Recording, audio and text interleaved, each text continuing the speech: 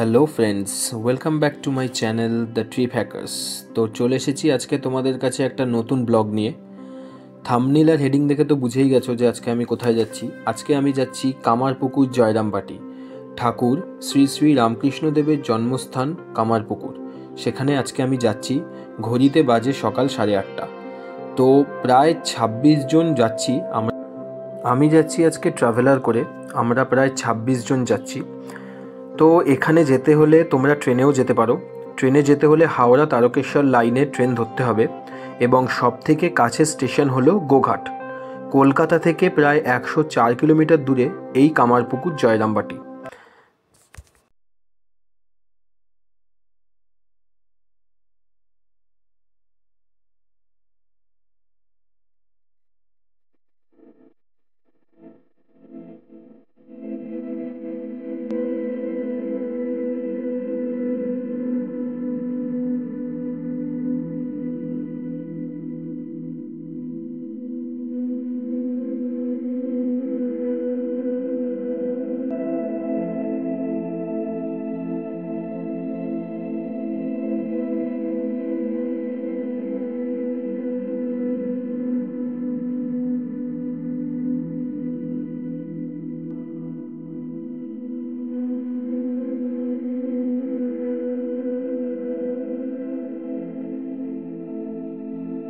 অবশেষে পৌঁছলাম জয়রামবাটি।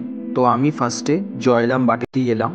তো এই পাশের ডান দিকে রাস্তাটা ধরে সোজা কিছুটা হেঁটে গেলেই জয়রামবাটি, এবং এখানে আমাদের গাড়িটি পার্কিং করতে হলো। তো এই হলো জয়রামবাটির এন্ট্রান্স পথ। তো এখান থেকে সোজা আরেকটু এগিয়ে গেলেই আমরা পৌঁছে যাব জয়রামবাটির মেইন গেট। তো এই যে ডান দিকে তোমরা দেখতে পাচ্ছ, এখানেও গাড়ি পার্কিং করা যায়। আর আশেপাশে যত বাড়ি দেখতে পাচ্ছ, এখানে অনেক লজ আছে, যেখানে রাত্রিবেলা হোমস্টে বা তোমরা থাকতে পারো। এখানে অনেক লজ পাবে। তো এই হলো সেই মেইন গেট, জয়রামবাটির সেই মেইন। তো আমরা ফার্স্টে জয়রামবাটিতেই এলাম, তার কারণ এই মাতৃ মন্দিরেই আমাদের কুপন কাটা ছিল প্রসাদ খাওয়ার জন্যে। তো তোমাদেরকে জানিয়ে রাখি, এই মাতৃ মন্দির জয়রামবাটির সকাল 5:30 থেকে 11:30 অবধি খোলা থাকে। তারপরে মেইন গেট বন্ধ হয়ে যায়। তারপরে আবার মেইন গেট খোলে বিকেল 4টে থেকে 8:30 পর্যন্ত। তো তোমাদেরকে প্রসাদ খেতে গেলে অবশ্যই 11:30টার মধ্যে ভিতরে ঢুকতেই হবে। তো আমি ঢুকে দেখলাম প্রচণ্ড লাইন, কিন্তু আমাদেরকে লাইন দিতে হয়নি। তার কারণ আমরা আগে থেকে কুপন কেটে রেখেছিলাম, প্রায় 26 জন আমরা গিয়েছিলাম। তো সেই কারণে আমাদের এই লাইনটা দিতে হয়নি, কারণ আমরা আগে থেকে কুপন কেটে রেখেছিলাম। তো যাই হোক, আমরা কোনো মতে সেই 11:25-এর মধ্যে ঢুকতে পেরেছিলাম। একটু সকালবেলা বেরানো ভালো, সব থেকে বেস্ট সকাল 6টায় বেরানো। তো আমরা ডান দিকে জুতো রেখে প্রায় অনেকটা পথ এগিয়ে আসলাম। এগিয়ে এসে এখন আমরা যাচ্ছি প্রসাদ খেতে।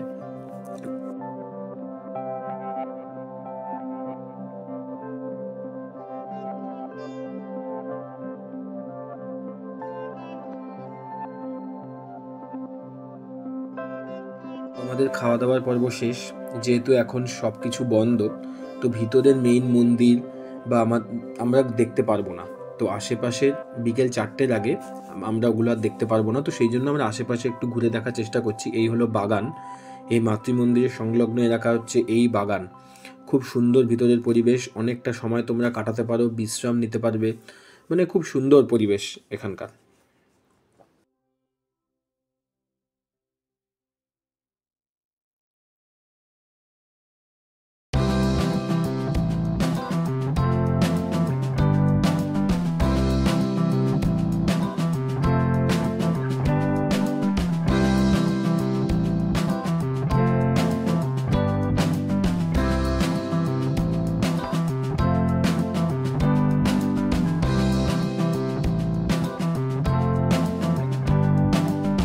তোমাদেরকে জানিয়ে রাখি, এই জয়রামবাটিতেই প্রতি বছর অক্ষয় তৃতীয়াতে ধুমধাম করে মন্দিরের প্রতিষ্ঠা দিবস পালন করা হয়।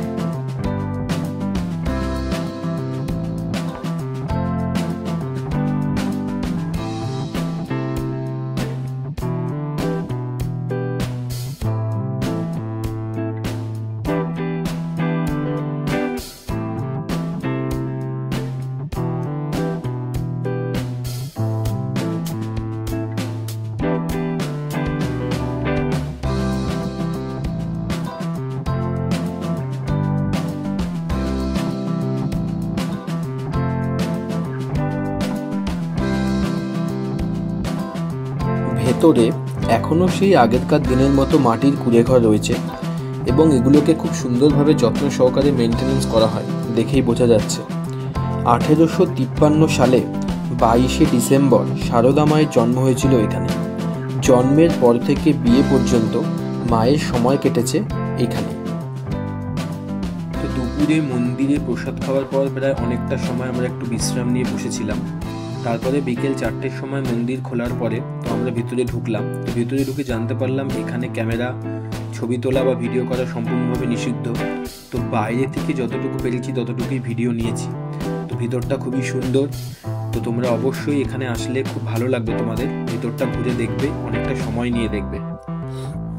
মায়ের জন্মভিটে দেখার পরে আমি এখন যাব রামকৃষ্ণ মঠ। প্রায় অনেকটা সময় লাগলো ঘুরে দেখতে। তো এই হলো রামকৃষ্ণ মঠের বাস স্ট্যান্ড।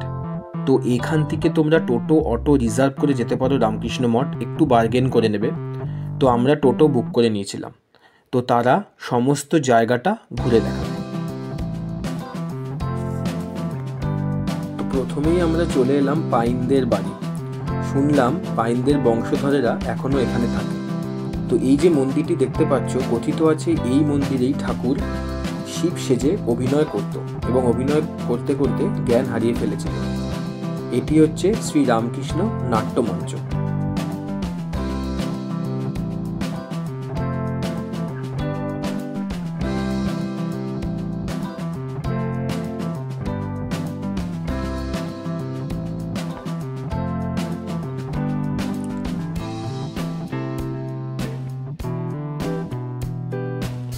পাইনদের বাড়ি দেখার পর আমি চলে এলাম অষ্টাদশ শতাব্দীতে তৈরি করা লাহাবাবুদের বিষ্ণু মন্দির। 3টি খিলানে তৈরি করা এই মন্দির। মন্দিরের গায়ে এখনও তৈরি মাটির টেরাকোটা কাজ বেশ ভালোভাবেই বোঝা যাচ্ছে। এই মন্দিরে মাটির নিচে ঘর আছে।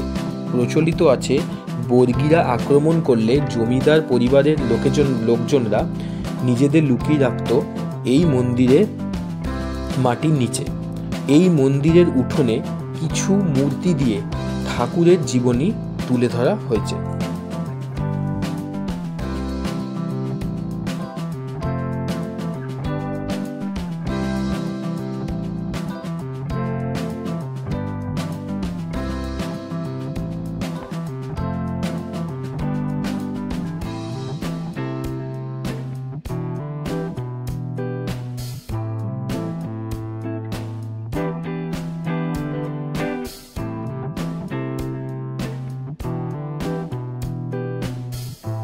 বিষ্ণু মন্দিরের কাছেই রয়েছে লাহাবাবুদের দুর্গা দালান। এই দুর্গা দালানের আবার অপোজিটে আছে লাহাবাবুদের পাঠশালা। তো এই দুর্গা দালানে এখন কাঠামো ছাড়া কোনো কিছুই নেই। খুব সুন্দরভাবে যত্ন করে রাখা হয়েছে এই দুর্গা দালানটি।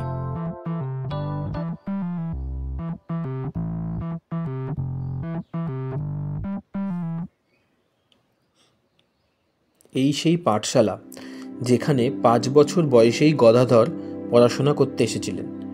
এই পাঠশালাটি এখন টিনের শেড দিয়ে যত্ন সহকারে রাখা হয়েছে।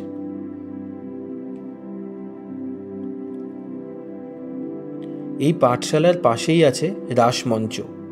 আবার রাসমঞ্চের পাশেই তোমরা দেখতে পারবে এখানে পার্বতীনাথ শিব মন্দির।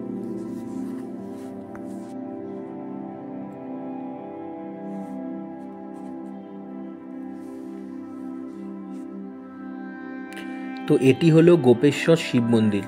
যখন ঠাকুর দক্ষিণেশ্বরে মায়ের সাধনায় বিভোর হয়ে উলঙ্গ অবস্থায় মা করে বেড়াতেন, লোকের মুখে গদাইয়ের পাগল হয়ে আছে শুনে মা চন্দ্রামণি দেবী এই শিবের কাছেই হত্যে দিয়েছিলেন।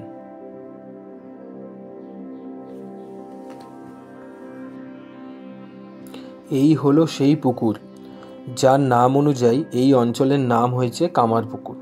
কামারদের হাতে তৈরি বলেই এর নাম কামারপুকুর। 1951 সালে তৈরি হয় এই রামকৃষ্ণ মঠ।